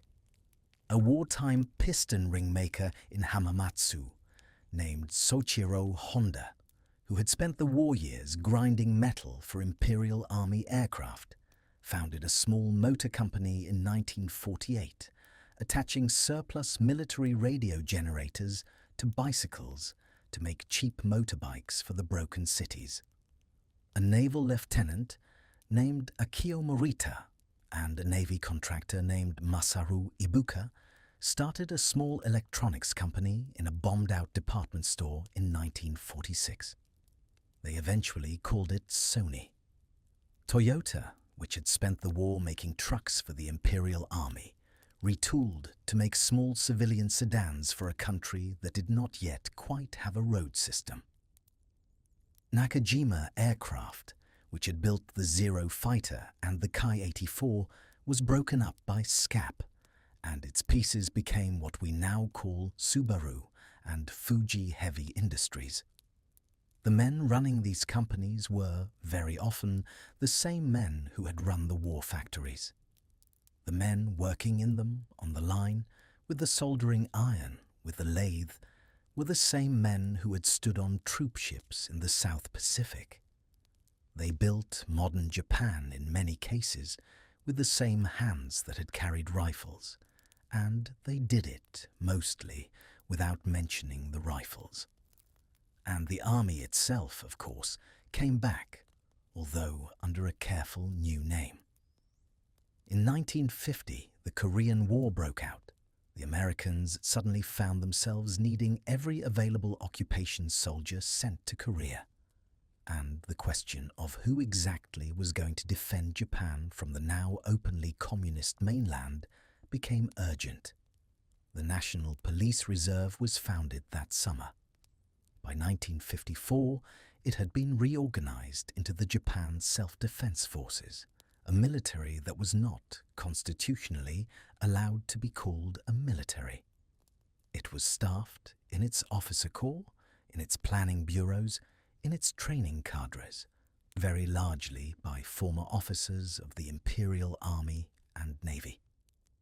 Men who had fought at Burma and Bougainville now wore new uniforms and trained recruits at bases on Hokkaido.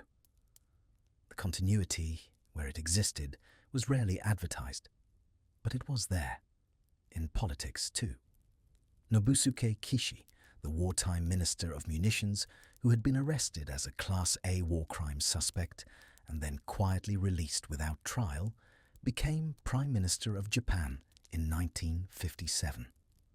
Hayato Ikeda, a finance ministry official who had served through the war years, became Prime Minister in 1960 and announced an income-doubling plan that more or less worked. Yasuhiro Nakasone, who had been a young naval paymaster in the Pacific, became Prime Minister in the 1980s. The men of the wartime generation, far from being permanently sidelined, ran the country.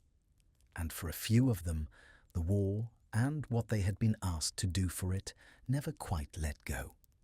The novelist Shohei Uka, who had survived the starvation of the Philippine campaign as a private soldier, wrote a small, terrible novel called Fires on the Plain, in which a Japanese soldier in the jungle wrestles with cannibalism and madness, and which, very quietly, became one of the great books of post-war Japan. The novelist Yukio Mishima, who had narrowly avoided service in the war and seemed to spend the rest of his life trying to compensate for it, attempted in 1970 to lead a coup at the Ichigaya base of the Self-Defense Forces, calling on the soldiers gathered below his balcony to rise up and restore the emperor to power. They laughed at him. He stepped back inside and committed seppuku in the office of the base commander with the help of a young follower who, on the second blow, finally got the head off. He was 45 years old. The Japan he had been calling on no longer existed. It had not, in fact, existed for some time. Most veterans, of course, did none of these things. Most of them simply got up in the morning, put on a clean shirt, took the train to a factory or a small office or a rice paddy, worked a long day, came home, ate dinner, and slept. They did this for 40 years. They did not write novels or attempt coups or run for parliament. They paid their taxes, raised their children, attended PTA meetings, learned slowly to use a rotary telephone, then a fax machine, then, eventually, a small mobile phone that fit in a pocket. They watched their country grow with a strange, unspeakable relief into something almost unrecognizable. In 1956, the Economic Planning Agency, in its annual report, stated, almost in passing, that Japan was no longer in the post-war period. By 1968, Japan had the second largest economy in the world. The hands that had carried rifles, that had buried battle flags under barracks floorboards, that had cleaned the same rifle for 30 years in a Lubang jungle, had built an economic miracle.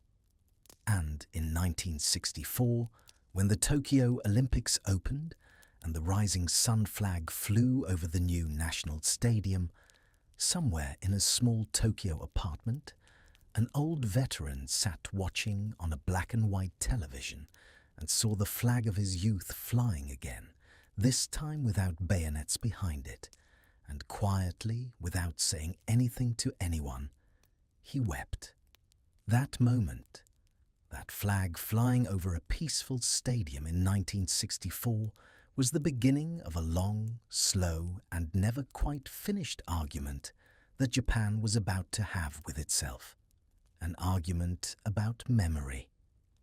Because as the country grew prosperous, as the hands that had built it grew old, as the men who had carried rifles became the men who carried briefcases, and then, eventually, the men who carried walking sticks, the question of what exactly to do with the war, how to remember it, how to honor it, how to apologize for it, how to teach it to children who had never seen a ration card, became the central unresolved tension of post-war Japanese life. And it would remain unresolved long after most of the men who had actually fought were gone. It began, quietly, with the families. In 1947, even before the occupation ended, the bereaved families of dead soldiers organized themselves into a group eventually known as the Nippon Izokukai, the Japan War Bereaved Families Association. It was, on the face of it, a mutual support group, widows and orphans gathering to share grief, to lobby for survivors' benefits, to organize visits to graves. But by the 1950s and 60s, with millions of members, it had quietly become one of the most powerful conservative political forces in the country, deeply allied with the ruling Liberal Democratic Party, deeply invested in the question of how the war dead would be remembered. And the place where that memory was most concentrated, most contested, most painful, was a small leafy shrine in central Tokyo called Yasukuni. Yasukuni had been founded in 1869 by the Meiji Emperor to honor the souls of those who had died for the imperial cause. By the 1970s, it enshrined 2.5 million names, almost all of them war dead from Japan's various conflicts since its founding. And then, in October of 1978, very quietly, with no press release, the head priest of Yasukuni, a former Imperial Navy officer named Nagayoshi Matsudaira, did something that would echo for decades. He secretly added 14 new names to the rolls, the souls of 14 Class A war criminals, including Hideki Tojo himself, the men who had been hanged at Sugamo on the Crown Prince's birthday 30 years earlier. The enshrinement was not announced. It became public only the following spring, by which point it could not be undone. Emperor Hirohito, when he learned of it, was reportedly furious. He never visited Yasukuni again. Documents released in 2006, 20 years after his death, confirmed that he had stopped his visit specifically because of the enshrinement. He felt the document suggested that the priest had ruined the shrine, but the enshrinement stood. And from that moment on, every visit by a sitting Japanese prime minister to Yasukuni Shrine became an international incident. Yasuhiro Nakasone visited in 1985 and triggered protests across China and Korea. Junichiro Koizumi visited every year of his premiership from 2001 to 2006 in the face of furious diplomatic protest. Shinzo Abe visited in 2013. Each visit reopened the same wound, and the wound on the other side of the East China Sea was not healing. There were, alongside the controversies, real attempts at reconciliation. In 1965, Japan signed the Treaty of Basic Relations with South Korea, normalizing diplomatic ties and providing a lump sum of economic assistance. Although the question of whether this had truly settled the colonial debts would remain disputed for decades afterward. In 1972, Prime Minister Tanaka traveled to Beijing and shook hands with Mao Zedong, normalizing relations with the People's Republic of China. In 1993, Chief Cabinet Secretary Yohei Kono issued the formal Kono Statement, in which the Japanese government, for the first time, officially acknowledged the role of the military in coercing the so-called comfort women into wartime brothels across Asia. In 1995, on the 50th anniversary of the surrender, Prime Minister Tomichi Murayama issued the Murayama Statement, formally apologizing for Japan's colonial rule and aggression and the deep suffering it had caused. These were genuine, careful, painfully drafted documents. They did not, somehow, ever quite settle the question, because the question kept reopening.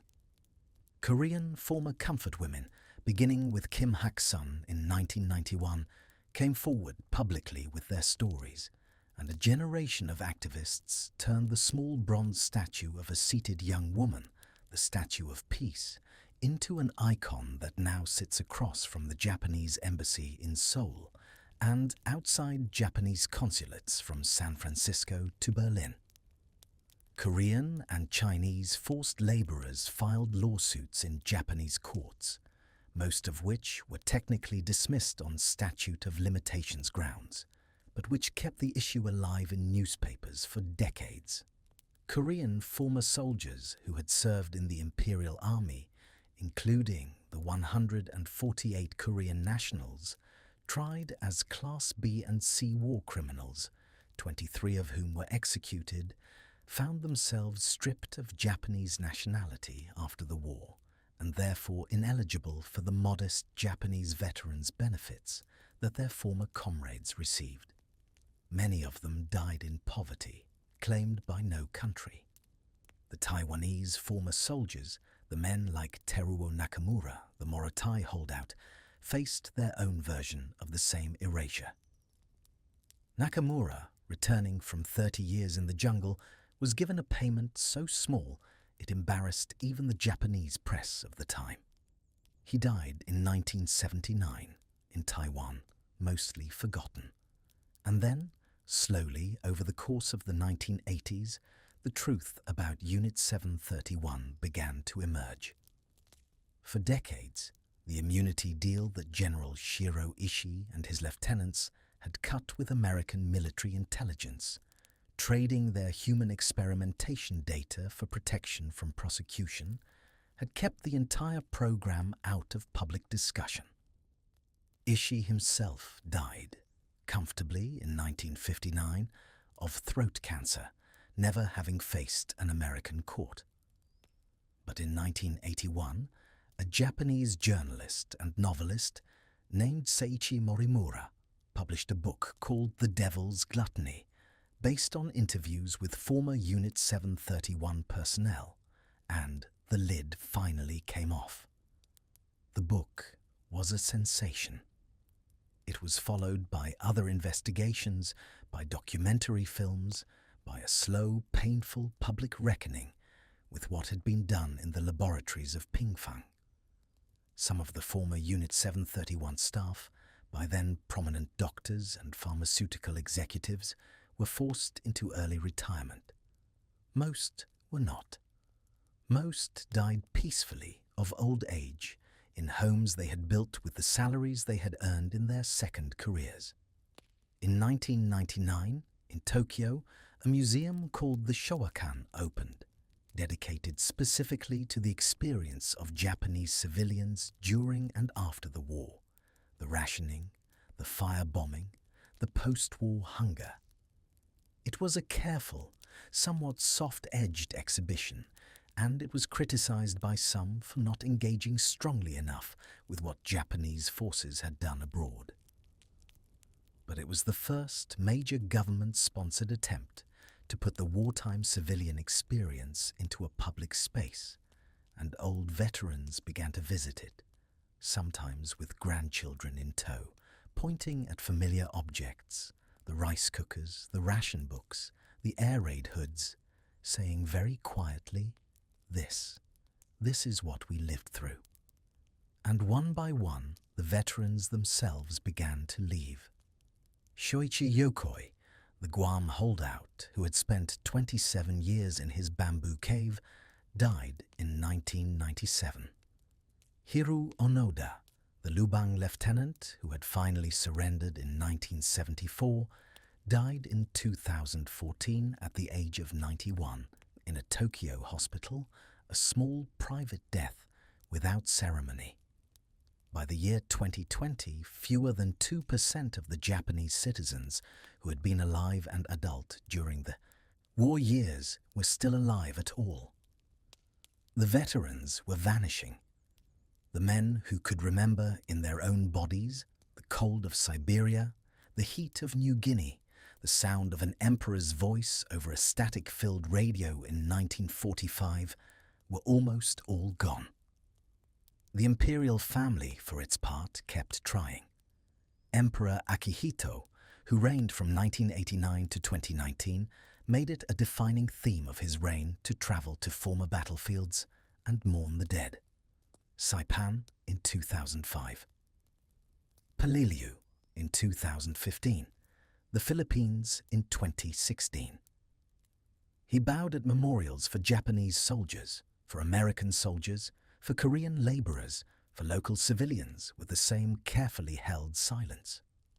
His son, the current Emperor Naruhito, has continued this pattern. The imperial family had become, in this strange, long aftermath, the country's quietest and most consistent voice for reconciliation, a remarkable transformation, given that the institution had been 50 years earlier the symbol in whose name the war had been fought. And the small, slow, bureaucratic work continued.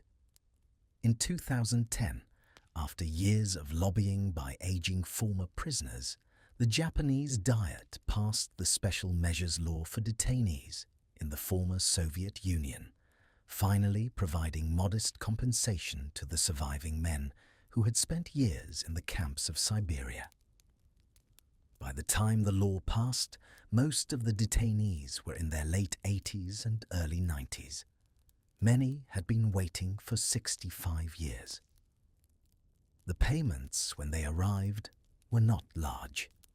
The acknowledgement finally was. The Japanese government also continued, year after year, sending bone recovery missions to Pacific battlefields, to Iwo Jima, to the Philippines, to New Guinea. And after Gorbachev allowed access in the early 1990s to the frozen ground of Siberia, where Japanese families finally walked among the wooden markers of the camps, looking for the names of grandfathers and great-uncles they had never met. The arguments have not stopped. The textbook lawsuits filed by the historian Saburo Yenaga, who spent 32 years suing the Ministry of Education over its censorship of his accounts of wartime atrocities, dragged on from 1965 until 1997. Conservative organizations like Nippon Kaigi continued to lobby for more sympathetic accounts of the imperial period. Activists in South Korea continue to install the statues. Diplomats continue to draft careful sentences. The argument is no longer between veterans and victims. It is between grandchildren of veterans and grandchildren of victims, in a quieter, more complicated, more abstract register. Most veterans, in the end, did not participate in any of this. They did what veterans almost always do. They went home. They worked. They raised children. They mostly did not talk about it. They lit incense at the family Buddhist altar at Obon. They visited the graves on the anniversary of their parents' deaths. They sat very quietly when the August 15th memorial broadcasts came on the television each year, the bells of Hiroshima ringing across the country at 8:15 in the morning, and they listened, and they did not always say what they were thinking. Their grandchildren, growing up in a country of bullet trains and convenience stores and shimmering glass, would sometimes ask, and sometimes the old men would answer, and more often they would simply smile in the slow way old men smile, and change the subject, and offer another cup of tea. And so we arrive in this long story at a small apartment in a quiet neighborhood of Setagaya in the year 2020, where an old man, perhaps 96, perhaps 98, is sitting on a low chair by a window, watching the late afternoon light move across the wooden floor.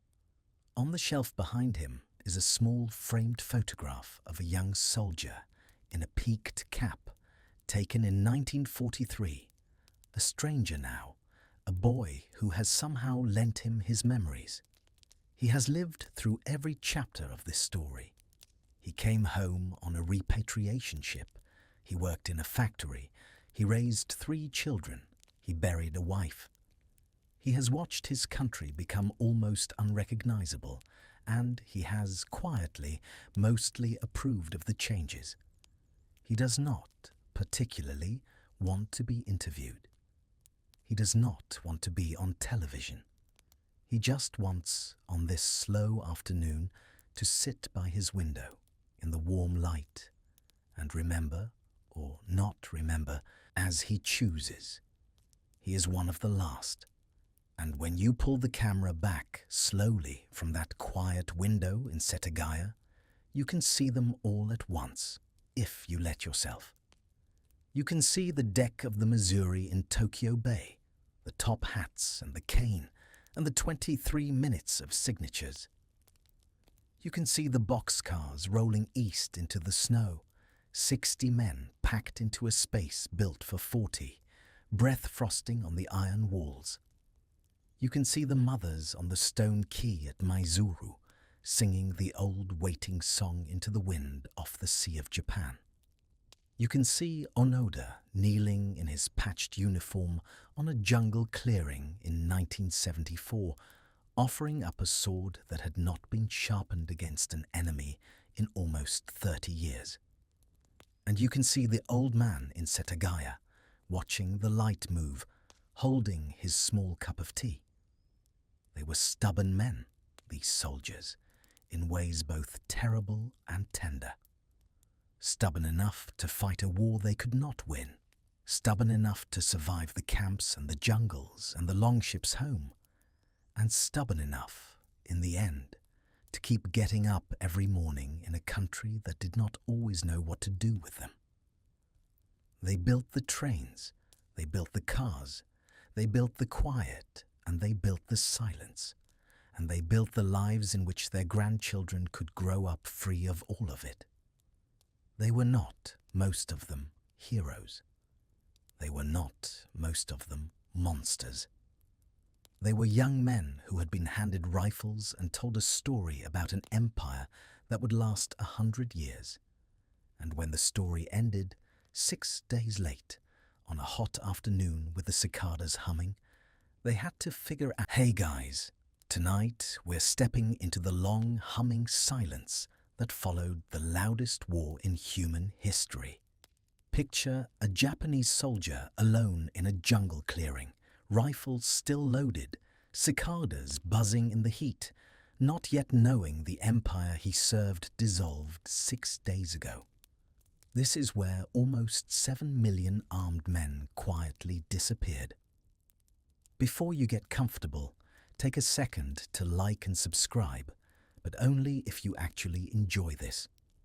It genuinely helps the algorithm send slow, quiet histories like this one to other tired listeners who need a soft voice to drift off to.